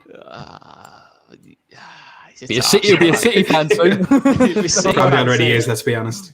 Yeah, he was watching City in the days of Sean Goater, mate. Yeah, we all know how much of a City fan he is. Paul Dickoff Paul Dickoff modelling his game. Love that. Let's let's move it on slightly. A little bit more neutral. Well, I say neutral. I can't stand them. But we were speaking last week. We did our top of the table predictions, and I had Chelsea second, and you guys were like, apart from, obviously Matt wasn't here, but he can take Lox's place. It was all they were missing this number 9. Obviously, they went big on Haaland. I don't think they can. They don't agree with Dortmund's valuation. It would seem so. They've changed tact, and it looks like they're going to be bringing in Romelu Lukaku. What are our thoughts on that, guys? Do you think? I think Lukaku a return to Chelsea. I think it's an unreal signing. Personally, I think Timo Werner will still have an amazing season though as well. I think I know he was rubbish in front of goal, but in terms of goal contributions and stuff, he was involved a lot, wasn't he, off the left? And I think Lukaku through the middle, the guy's a beast. I think Chelsea could, regardless of even if City bringing Kane and Grealish, everyone's saying it's over, but I think Chelsea could really push them with Lukaku, leading the line. You've got to remember as well, Lukaku's just ended Juventus' 9-year dominance of Serie A. So he's already upset the apple cart a little bit in Italy. But for me, in terms of the price being mentioned as well, under 100 mil could be what he goes for. You've got to say, unless Messi does leave Barcelona and goes to City or PSG, it's signing of the season for me. In terms of exactly what Chelsea did, that final piece of the jigsaw, to possibly get him pushing for a title. I just think if they get Lukaku in, obviously Werner will, as you already said, Joe, will have that much improved second season, I think. I think Havertz as well finished the season really well. You like your Pulisic's, Mount, Ziyech. There's a lot of options there all of a sudden. And then you got that big focal point up top in Lukaku. They can play on the counter with Lukaku. They can play a bit more on the front foot. He's a really versatile player to have in your team. And he's in the form of his life. He's at his peak now, I think, Lukaku. He's one of the best, for me, one of the probably top 3, top 4, along with Kane, in terms of the best centre-forwards around at this moment in time, in terms of what he can do. You saw it for the Euros for Belgium. Outstanding piece of business. What I would say is that if City can't sort this thing out with Kane and they can't get Messi, might be a decent little option for City. All of a sudden, thinking of that and thinking, not sure we want Kane, not sure we want Lukaku going to Chelsea. Why aren't we getting there? He's already got a link up with KDB and all that lot from Belgium. So, I think either way, Lukaku's going to leave Inter Milan. And I'm pretty sure he's going to leave Italian football and come back to the Premier League. Yeah. Is he the missing piece of the jigsaw, Corey, for them to make a title challenge, do you think? Yeah, we said it the other week, didn't we? It was just the number 9 that was missing for me. If they got Haaland, I think we would have been pretty scared. I think Lukaku actually is probably more of a ready-made product. He's obviously been in the Prem. He scored over 100 Prem goals, we forget. His overall game's improved. The fact that I saw Chelsea fans mentioning that his hold-up play or he's bringing others into play wasn't great the first time round. Now he's developed that into Milan. We see it at the Euros. That's hugely important for their front 3. That's going to be really interesting to see. His finishing's class. He's one of the best in the world. It's a perfect signing. It really is. And I know Chelsea fans, they're a bit sort of like sport kids, you know what I mean? They want one shiny toy and they get another. But Lukaku, even though it may seem a bit of a downgrade from Haaland, is a legit striker and they will compete. And I think he'll get 20 plus goals. I think he could get assists as well. I honestly think it is a class bit of business. And if it's the only person they bring in this summer, it could be enough to win the title. They will definitely compete with City. Trust me, they'll be class. Yeah, I have to agree with you. I do. I said that last week prior to them bringing in, and I understand why you guys said about the number 9. I think I still can't get my head around the Liverpool thing. Like, why they let this opportunity at having a little bit of dominance just slip through their fingers. And now, for me, they're going to struggle to challenge for what a signing he would be for a Klopp team, though, Lukaku. Alongside Salah and Mane, Firmino's getting a little bit older. You can rotate that front 3 around. It's crazy for me that Liverpool are allowing that to happen. They just, everyone else is doing business. Man United have got Sancho, Chelsea are going to get Lukaku, City have got Grealish and Kane. You're thinking all of a sudden, what are Liverpool actually doing? If Liverpool got another injury crisis, then they're in a bit of bother, aren't they? Yeah. But what are your thoughts? Obviously, Matt. I mean, just on that as well. Obviously, Lukaku goes to Chelsea. Do you have any sort of clue who would be brought in to replace Kane? Has anything actually been mentioned To replace Kane? Yeah, like are you looking at bodies or? Danny Ings was mentioned earlier in the summer to play with Harry Kane. Of course, that's obviously not going to happen now. Dusan Vlahovic of Fiorentina is another one that's been mentioned, but again, that's to play with Harry Kane. But I can't really see us playing a 2 up top. And yeah, but look, with regards to Chelsea for Lukaku, it's an incredible signing. The fact they've managed to get so close to getting it done so quickly as well is, I think, testament to how much Abramovich trusts and backs Tuchel there, because he deserves it. You know, what he did in the second half of last season was absolutely immense. The only concern that I would have, and it may just be me as a Tottenham fan trying to make myself feel a bit better about Chelsea making an incredible signing, is Lukaku at Inter Milan last season. The best he did was when he was up in a top 2 with Lautaro Martinez. And if he's going into a 4-3-3, I think it's a very, very different system with very different players. And I know there were players like Politano and Sanchez who did well at Inter Milan last season, but they typically played together. You know, it's kind of the 2 of them up top playing almost as inverted wide forwards, or Lukaku playing up there with Martinez. So I think going back to being a sole man up top on his own with a bit less support, maybe a bit more supply, you know, it could kind of balance itself out in that. I don't think it's destined to succeed. You know, it's not. There's nothing to say that he won't have a flop this season or maybe struggle to adapt, but if you're bringing in a player like that who will score 10, 15 goals this season, as much as you could consider that a flop, when they have Ziyech and Pulisic and Havertz and Werner and Mount, all those players, they're going to get 5, 6, 7 goals each this season, and they'll all add up. And I agree with Corey that I think Chelsea can compete with Man City this season, especially if they get Jules Koundé as well. You know, it's a massive, massive statement. I think their squad in the second half of last season showed that they're actually not that far off competing right at the top level. No. And I mean, beating City 3 times in the last 2 months of the season showed us that, in terms of making it more consistent and kind of getting rid of those 5-2s against West Brom throughout this season. I think Koundé to really take charge of that back line is an incredible, incredible signing. That it's not over the line yet. I think they do have to get rid of Zuma, and I don't know, Corey, if that's even happening at West Ham anymore. But no, it was Chelsea, mate. Fair enough. I know that feeling. Yeah, but it's great business by Chelsea. Fantastic business.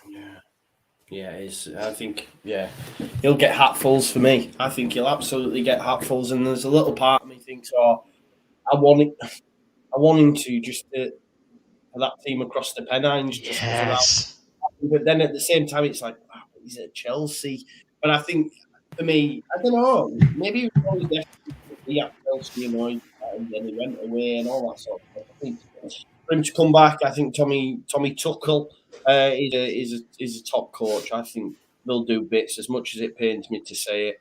They won the Champions League, man. It was mad, really, what just an impact that Tommy Tuchel had, really, when he came in. So, yeah, madness. Let's speak about some transfer inactivity now. More so at Leeds United and, of course, West Ham. We've had quite a few comments coming in as well asking about West Ham. Apparently, the fans are not happy with the fact. I'm trying to find a couple of the comments now, but we'll go straight over to Corey. What's going on, mate? Were you expecting? Here we go, Russell. What's happening? West Ham right now, aren't your fans moaning about no signings and not owning you? You haven't been in Europe with your things, but it's going to be tough. What's going on at West Ham, mate? Talk to us. Yeah, I get that a bit. You know, people outside of West Ham say, "What are you moaning for?" Do you know what I mean? You're in Europe, you're doing well, but why you got a problem with the owners? It's exactly this transfer window. I think it was a week ago. I was pretty confident we would go and get in 4 first-team signings that were going to improve us. I thought we'd get Tammy in. He doesn't want to come to West Ham. We've wasted 2 months thinking he would come to West Ham, and now he's going to go to Atalanta, not even Arsenal. So that's a kick in the teeth. Pereira. Again, we wouldn't stump up the money. He wanted life-changing money. I think he wanted 77k a week, which is what he's on now. I'm not sure why West Ham can't afford that. I think it's mental given how weak our squad is. Areola's a fantastic signing. I'm happy with that. Zuma's the one that gets me, not because he's not going to come to West Ham or not even because of the personal terms, because he wanted the wages. West Ham said that they couldn't stump up an extra £4 million to agree the deal. Why we don't even have £25 million lying around? When we've just got into Europe, I've got no idea. We've got talks of a takeover with PAI Capital, which is some investment firm, and they're trying to agree a deal for the stadium now and take it out of our owners' hands and then negotiate a deal. I'm seriously worried. I sat here last week and said I think we'll get 9th on the basis of those signings. We'll slip because as good as a manager as David Moyes is, as good as our first team can be, you can't maintain that with injuries in the amount of games. And there will be nothing more frustrating than just to see us slide back where we shouldn't really be after the season we've just had. And the problem is we've left it too late as well. You know, Danny Ings would have been the only other guy that I would have sat there and said, if you can go and get him, bring him in as a number 9. You know, I know he's injury prone, but you'd go and buy it. Villa did it out of nowhere, just like that. And now we're sitting here thinking, There's no striker we can go for. There's no real choice in centre-back we can go for. Centre midfielders aren't out there. It's a sham. But that's what it's like being a West Ham fan. One week it's all right, and the next minute it's just absolute shambles. So I'm seriously worried, mate. I'm seriously worried. I don't know what we're going to do. And again, you'd hope the takeover gets done, but it's all rumours at the minute. So we'll see. Craig Dawson in Europe. Who'd have thought it, eh? Class player, mate. Don't listen. I've had my fingers burnt with Craig Dawson. I did a video when he come in, and someone clipped me up saying he was going to be awful, and obviously he had a relatively good season. So I'm not going to say anything bad about him again. We said this though. We made these predictions at the back end of last season, and it's so it's very much symptomatic of West Ham. Like I've said that, and I'm not like digging you out, but I did. I've said it to you, Corey, is the fact that they'll go have Europe, and then next season they could be in a relegation fight. Like it literally is that mad. There's no need for it. That's what's so frustrating. There's no need for it. I'm not sitting here saying we've got to go and compete for top 6. I said that to you last week, but I want a bit of stability and just making the right signings. And Aston Villa, I know we don't have the same level of money as them, but they just make signings that make sense. They're not silly. You don't hear them ramble on and say we can't afford it or we'll give you a loan with an obligation to buy. They just go and pay the money. And I don't understand why or where the money has gone. But I'm telling you now, when they leave and we find out how much they've pillared away, because they've taken a fair whack. You can't tell me that West Ham finished 6th in the Premier League and we're that skin. Doesn't add up to me. But that's what will happen under these owners. We did it at the Boleyn. You know what I mean? We finished, I think it was 7th. We had a brilliant season, went to the London Stadium, flopped, bought a load of terrible signings, and then we're back down again for 3-4 years. And it's just, honestly, mate, it's a nightmare. It's literally, this is what, if we go and dive next season and we're 15th, I would expect it because that's what West Ham do. But I just thought we turned a bit of a corner with Moisey in the squad. But you can't help when you've got bad owners. That's the reality. They'll always bring you down. What's happened with the Lingard situation? Am I right in saying Ollie wants him to stay at Manchester United? Is that the deal? He don't want to come back to West Ham, which I found a bit mad, to be honest. I know Moyes was lingering after him and saying, look, we can bring him back in. And listen, he's a brilliant player for us. I do think he's a fantastic football player. But I thought it was really odd what he said. He wants to fight for his place. Do understand that he's a Man United fan. He come through the academy. Fair enough. I can't dispute that. But to say what he said if he left Manchester United, West Ham wouldn't be his first choice. He could go abroad. And I thought, that's a bit of an odd thing to say. And when you hear stuff like that, it is frustrating. I'm not going to start booing him when he turns up to the London Stadium next year because of what he did for us. But that one's off. And we spend too long hankering after deals like that have got no movement. So with 2 months, you could have had a word with him and said, do you want to come to West Ham now? I'll fight for my place. All right, move on. But instead, it goes on and on and on. And the only thing is, I'll tell you what, if you don't play for Man United and it's January, maybe we'll get him on a loan or maybe he'll come. But who knows where we'll be by then. So, nah, mate, that's a non-star. I don't think he gets in at Manchester United. I don't. I think with fans back in the ground as well, if he gets back in that side, has a few poor performances, he'll be gone. I think they'll get straight on him. I don't think they. That's why it's weird. And that's why it's weird. Why would you want to stay at Man United? Because I know he's got that affinity with them, but for the life of me, how can you sit at Manchester United and look at Pogba, Fernandes? There, aren't they? Though that's the thing. It's that all. But he's the. You're just walking around, training around that. Trust me, mate. When he scores the amount of goals he does for you, you learn to love it. It's just when it's on the other side. It's just. It is though. Pogba, they're all doing it to each other, man. They're always putting videos out and stuff of them dancing, man. It's annoying. All right, Roy Keane. All right, chill out. The thing is with him is he's in his prime. You know, he's had a year and a half off. He's fully fit, and he got back in the England team, so he's got an opportunity here with the World Cup next year to take a real advantage of it. Nah, it's all right, lads. I'll just sit on the bench. Yeah. Like, come on, Jesse. You're better than that. But he's been there since he was about. He's got little pictures of him when he was about 8. So it's probably hard for him to suddenly just move, but. No, I'm gutted, mate. But we had to move on and we tried to get Pereira and we didn't pay the money. So, it's what it is. Yeah. Here's what it is, mate. What about Jared Bowen? Are you concerned about him leaving to Liverpool? Is that a non-starter? No, I don't think so. I think I was speaking to Craig from Anfield Agenda and he was saying, do you think he'll leave? Probably not because, like I've said, West Ham aren't bringing enough people in for it to make sense. Unless they offered something ridiculous. If they offered 40, 45 mil, which they wouldn't. West Ham can command that because of how important he is to us. Not necessarily worth that. They ain't going to pay that for a rotation option. So I'm confident he'll stay. My bigger problem is the fact if you don't invest this summer or show some kind of ambition towards the end of the window, that players like Jared Bowen, Souček, Declan Rice, they'll all sit there and go, why are we hanging around it for? What's the point? And then that's the bigger issue. So who knows? I really rate Jarrod Bowen. I think he's going to have a top season. I really do. But I don't think he goes to Liverpool. Not yet, anyway. Plus, they ain't got any money anyway. They're like us. No. So don't worry about it. Someone take Shaqiri, please. Someone take Shaqiri and Origi. That's what they're. We'll end up with Origi. We'll end up with Origi. I guarantee. Put money on it. Swap deal. Put money on it. We'll give him we'll put like a £5 million loan fee with an obligation to buy him for 15, and he'll score about 5 goals. And we'll be sitting there. Or knowing Moisey, he'll turn him into some sort of 15-goal striker, and we'll be sitting there going, lovely bit of business. But he'll go. He'll end up joining West Ham. Like, that's the type of player West Ham are after now. Yeah. Right. Well, we're going to talk a little bit about Leeds as well and about our transfer inactivity. Someone's asked me this question as well. Joe, I thought you said Lewis O'Brien was a done deal. I will address this. All right. I got information late last night from someone who said the deal was done. Okay. It came from, I don't want to go too into sources. However, there's also another person that has contacted me today as well that they heard the same, and I know they're pretty well in there, is what I'm saying. Now, I woke up this morning, I said, I'm not going to lie, sometimes we get bits of information. I'll never forget, right? I'll never forget when Spygate happened and we got a message on our Leeds TV. I don't know if Oscar will remember. A guy who was friends with Dwayne Holmes, who played at Derby at the time, and said to us, Bielsa was the reason for Spygate. It was Leeds United. And we got this information. And I was like, oh, we have to share this. But if it had been wrong, we'd have never lived that down. So we didn't. And then when it came out that it was Bielsa, I was like, why didn't we do that? Because that sort of stuff does carry depth and weight in the social media and the YouTube game. It does. So last night when I got this information, I thought, do you know what? Fuck it. I'm going to go all in.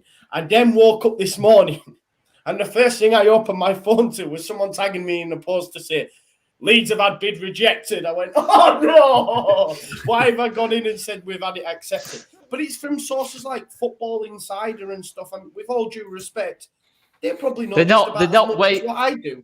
It's not waving. It's not waving. It's not waving. With all due respect to Football Insider, this isn't Joe Waving's news. This isn't reliable news.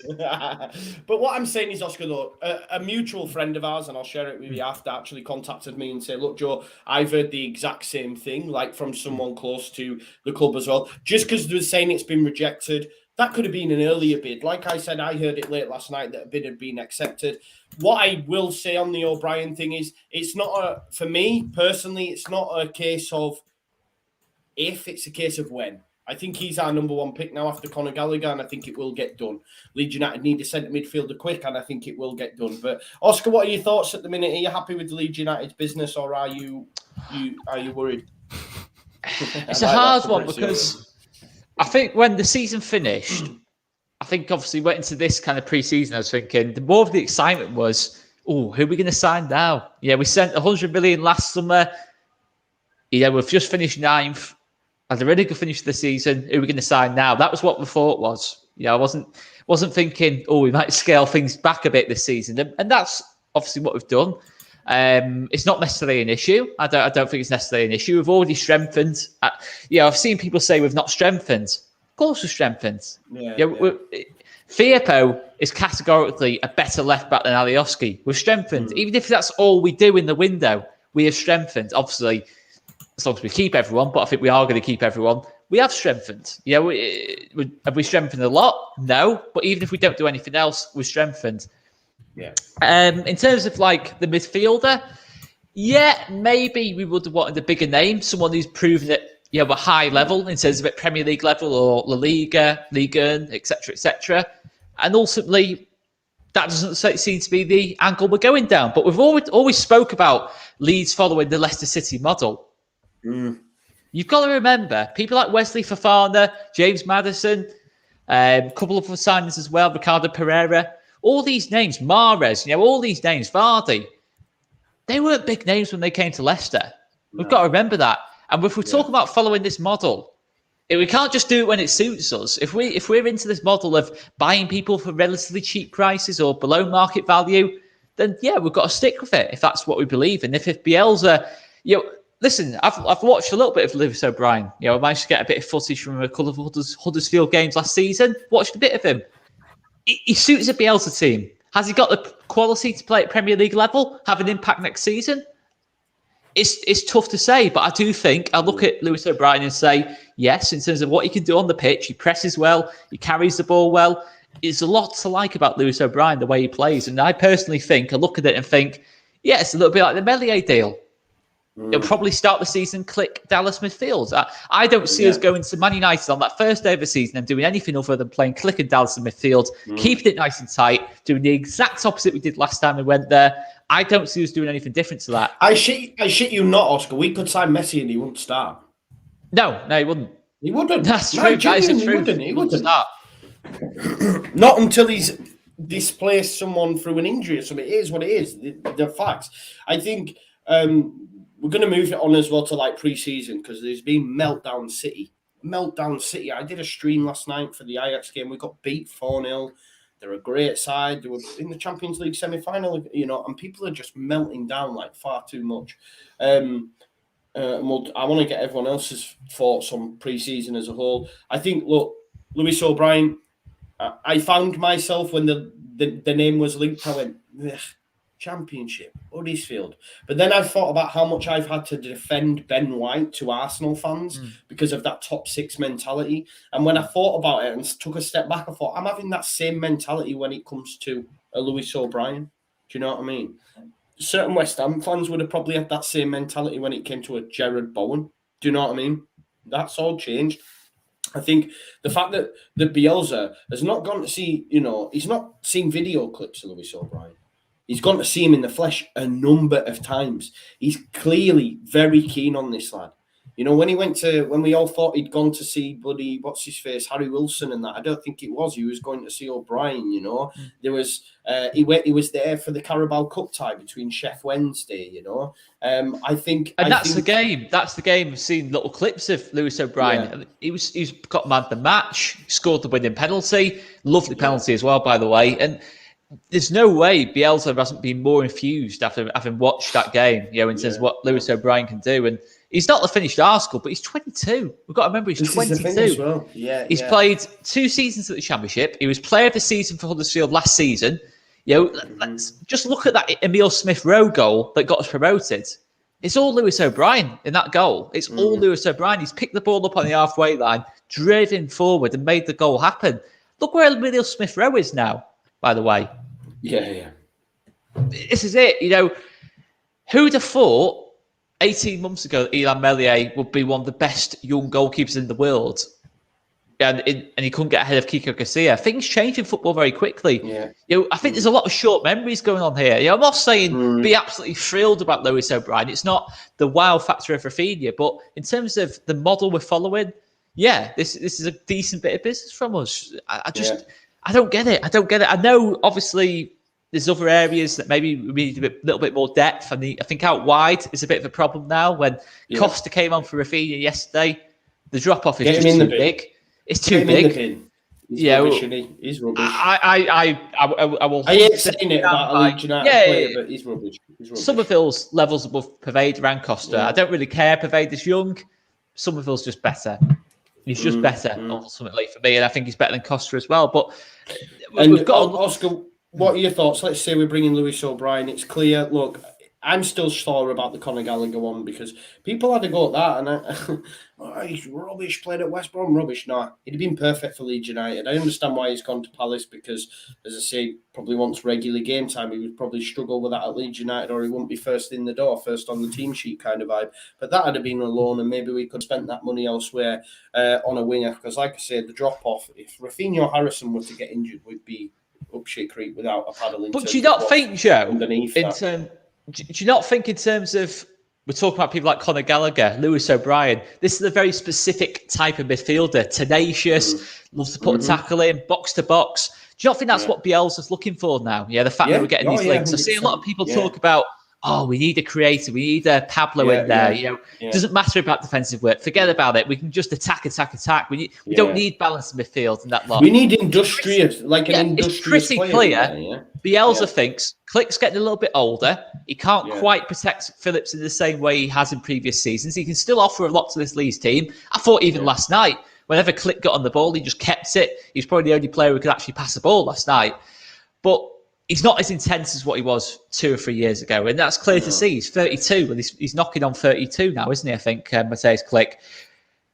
It's clear he wants industry in that midfield. And Bielsa, we've got to back him on that. We can't just watch the season Dallas has had, the way the season changed after Dallas went in midfield and say, oh, we can forget all about balance now.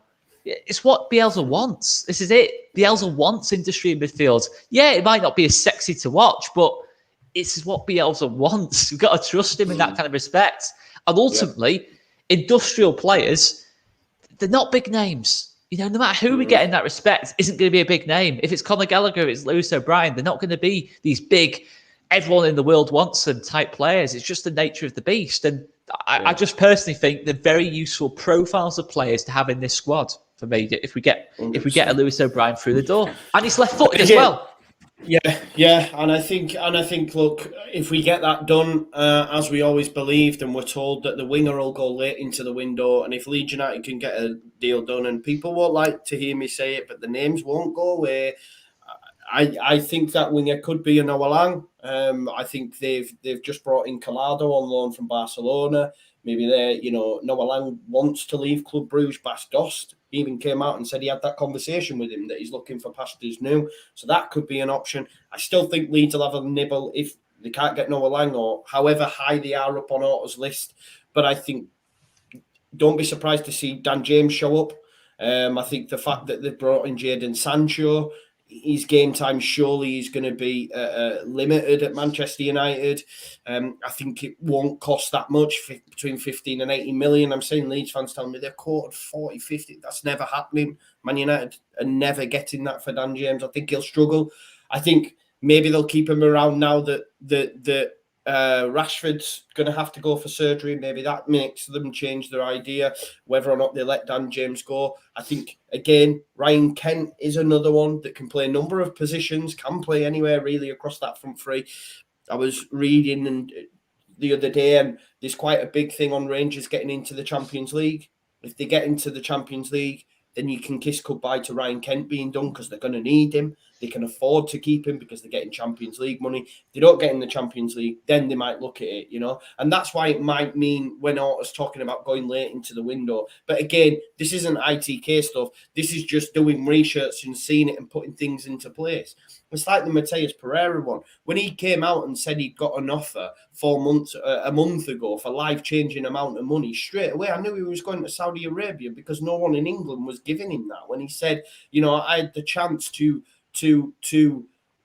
secure my family's life at the age of 25. It's tax-free over in Saudi Arabia, you know what I mean? Ali Alil. And it was like, well, that's a done deal. He's not staying in the Premier League. He'll go there, see out his contract, and then probably make a move back. You know what I mean? We've seen loads of players do it. They go out to China and do that, get money, It's the same with the Matheus Cunha one. I think Matheus Cunha, he's out of our price range.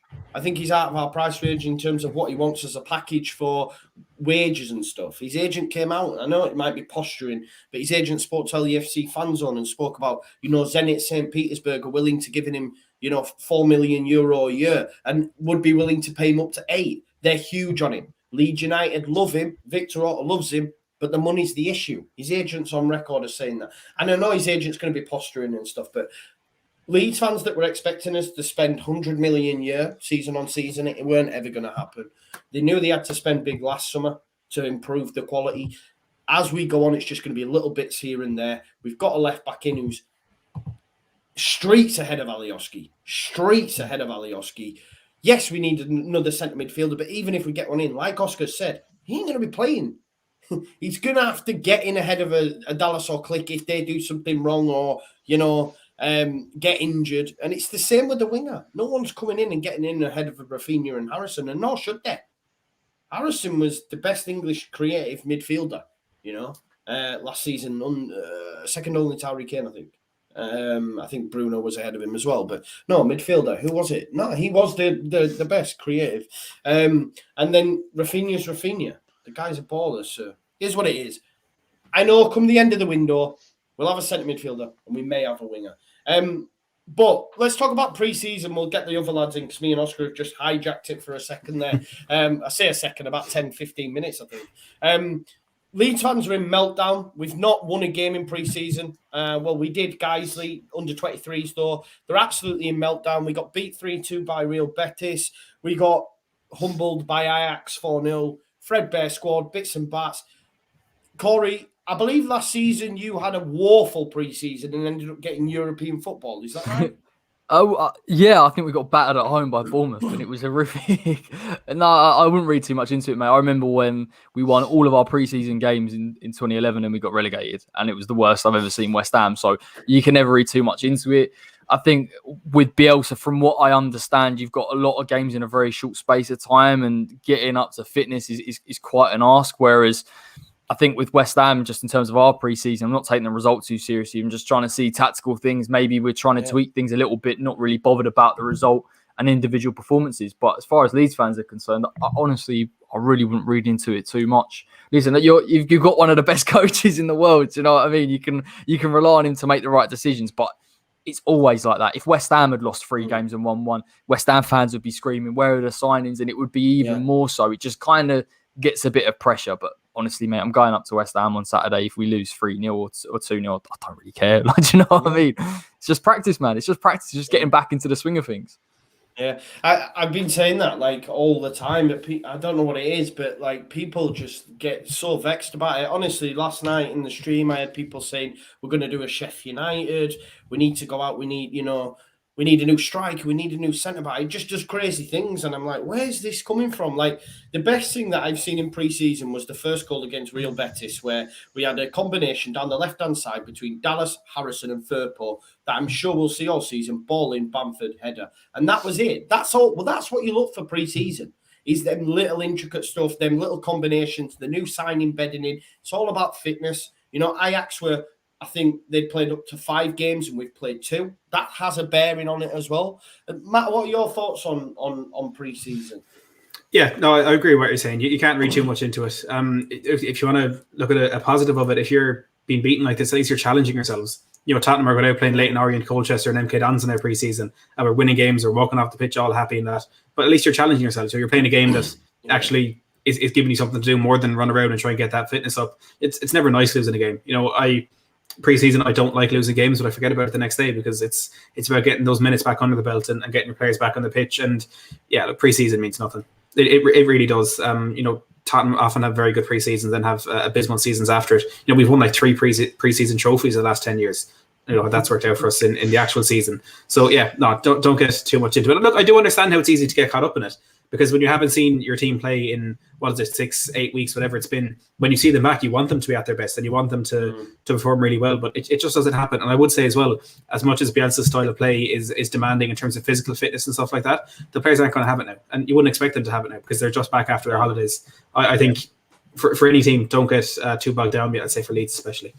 Such an interesting point you mentioned about the different type of oppositions, because I've seen it with West Ham. It's not all been played sailing. When we played Celtic, they've brought a new manager and it's a high press side, and we got caught completely off guard first 20. And you get spells of the game where the players are trying to get through it. We played Brentford, we won 1-0. Cyber Marama scores like a 25-yard screamer, but they were a really good test for us. It's not easy. Look at the level of competition that you're playing. That shows you that your manager wants you to go through exactly that type of test. Ajax are a fantastic football side, mate. Yeah. Do you know what I mean? If we played them off the bat, it'd probably be quite difficult to try and go and win that game. So, yeah, I completely agree.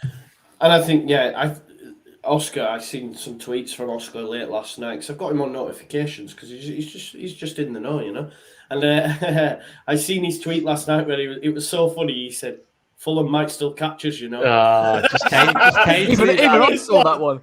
Just Kane. It was brilliant. It was brilliant. But the level of opposition has something to say. And I think for me now, I'm not asked about it, but I just know we play Villarreal on Saturday at 7 p.m, a week before the season starts. They won the Europa League, yeah? It's going to be tough, and we may get beaten, right? I just my hope, it's not even about performance. I'm like, just don't get beaten, because if we get beat again a week out from the season, like, Leeds fans are going to be in absolute disarray, Oscar. Oh, it's mad. It's mad. I mean, yeah, Played Ajax, and look at the goals Ajax scored. Like one's like a 40-yarder from Gravenberch, who's an unbelievable player. Yeah. There's not much you can do about that. The other two are just stupid mistakes that, let's be honest, the third goal doesn't happen with KP on the pitch. It just comes from Robin Koch not being experienced in that position. He's not in the right position to take the ball off Aylin. He kind of rolls past him straight into.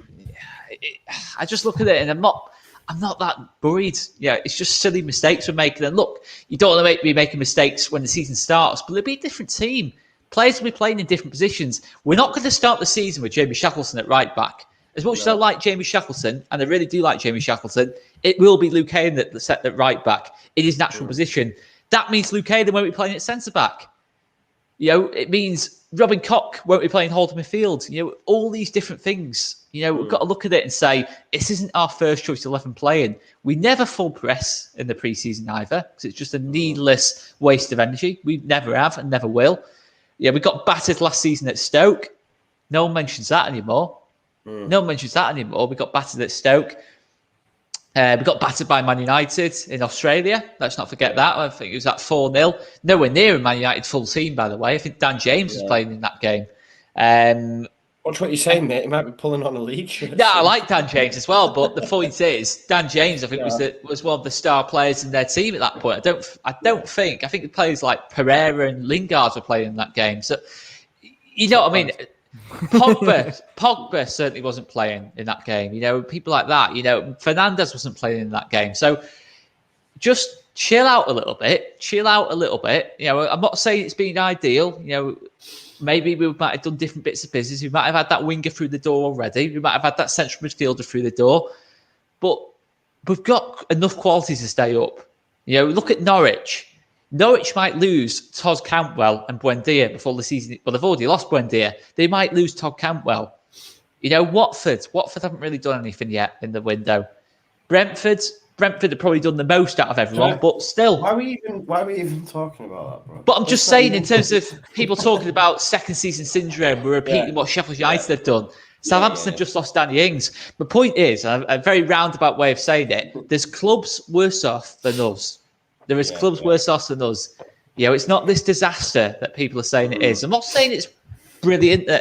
Going into the season with the same confidence as what I was at the end of last season. In terms of last season, I just couldn't wait until that first game. We'd come off the back of 4 wins on the bounce. I think 1 defeat in 10. Maybe that momentum's gone a little bit, but it's just the way it goes. Sometimes it happens. The season finishes. You have 2 or 3 months off. It's hard to get that momentum back straight away. But there's no doubt in my mind that this Leeds United team has got the quality to really kick on again. Rafinha's going to have a full season under Bielsa. A lot of things to be positive about. Don't let pre-season fool you. Yeah, and I've said it for weeks, and I'll say it again. We beat Manchester United at Old Trafford 2-1 on the opening in our opening game as well. I don't know who they'll have through the door. Will Varane play? Will Sancho play? I'm not sure. Will he be ready? I don't know. Rashford's out. I don't know. I just think it'll be on. I think it'll be on. Sorry, I'm just seeing an update on Lewis O'Brien. It's been reported elsewhere. However, our source close to Lewis O'Brien has backed up claims that Leeds have submitted a bid for the midfielder. I am aware of an offer from Leeds. However, it has not met Huddersfield's valuation and has been rejected. This is the same person that told me earlier they had been accepted. Get yourself in trouble here, Joe. I'm not. I'm only joking. I'm just joking. I'm just on the wind-up. Sometimes you get them, sometimes you win, sometimes you lose. It is what it is. Right, guys, I think we've done what I properly enjoyed tonight's show, may I just say. We've had some great numbers for Before the Whistle Blows, so thank you so much. We've had some great chat. Corey, is there anything you want to leave us with, mate? Anything you want to touch on before we do? Nah, we're skint, mate. Same old West Ham, man. I wish I could come with positivity. Nah, not really, mate. Just I'm going up there on Saturday, first time in a while, so I'm looking forward to seeing us and hopefully see Declan Rice. He's not going anywhere, Chelsea fans. I know it's really disappointing. I know you were so sure that he was going to end up at Stamford Bridge, but unfortunately he won't. So there you go. I love Declan Rice as well. Calvin, Declan and Jack. You know what? Calvin, Declan as a Two combo snakes in that midfield. Lovely midfield. I'd be like that. Come on. It's true, isn't it? Okay. And Matt, anything? I look forward to Kane holding that golden boot and that playmaker award in his Tottenham jersey at the end of the season. Again. Really? Yeah. Why would he be wearing this Tottenham jersey though if he plays for Man City, Matt? I think that's pretty self-explanatory, Oscar. He's just not going to be playing for Man City. Well, I'll tell you what, he's going to have a cracking tan though, is Harry Kane. All this time he spent in Florida. You're getting Ben White vibes. Ben White. That's it. He's going Just for comes it. back with tattoos and like just a massive tan. At least he's enjoying himself. Mate? Lewis O'Brien's got the potential to be the best midfielder in the world. That's it. That's Admire it. the optimism. There you go. He's better than Harry Winks. I'm better than Harry Winks. I was about to say. Oh God. Right, okay. I've got it from. I have it from the horse's mouth now. I have it from the horse's mouth. Okay. Sorry. Right. Okay. I've got some explaining to do on tomorrow's Day of the Leeds. Never again will I. Yeah, go all in. I knew I should have waited. Oh well. What I will say though, the video. You know when you get rankings out of 10. Yeah. Yeah, it's number 1, so it did the Oh, trick. You just got to play the game, Joe. Play the game. I tell you what, when them green arrows are going, you know everything's It's 1 and it's green. Tomorrow's Daily Leeds. Messi on the market. Messi to Leeds? Question mark. It's genuine. I weren't making. Someone actually said in the comments, it was so funny. This is clickbait BS. You are the worst Leeds fan ever. And I just put a laugh in Yeah. it. So it's really not need I get that a lot. I was told it, and I shared it with you. Next time I won't. Do you know what I mean? I'll keep it to myself. But if the video gets number 1 spot with all them greens, I'm out as well. I'm joking. Right, boys, make sure you follow the West Ham Way, the Tottenham blog, and, of course, All Leeds TV. You can also vote for Matt. He's up for Best Young Content Creator at the FCAs. All Leeds TV are up for a number of gongs as well, trying to reclaim last year's prize. And West Ham Way? Oh, nah, mate. No, I haven't even gone for He's skint. He can't afford it. Yeah, I can't do it. It's too much. Yeah, vote for me, Best New Content Creator, I think. I'm trying to slide into that category there. But yeah, thank you as always for watching. It's been a pleasure. Make sure you join me for the Daily Leeds. I will have another live stream on Saturday, just chatting about some Leeds stuff. I've got the watch along as well. And then, of course, next season, the season is upon us. So it's previews, it's reviews, it's watch alongs, it's vlogs, it's everything, man. Everything. I can't wait, man. Cannot wait. We're what? Is it 7 days out now from the start of the season? Maybe 6 if there's a Friday night game. I'm not sure. And there's Championship this weekend as well, so you might even enjoy a bit of that. Watch Wayne Rooney and Derby County's downfall, which has been class anyway. But yeah, peace out now. Thanks for watching.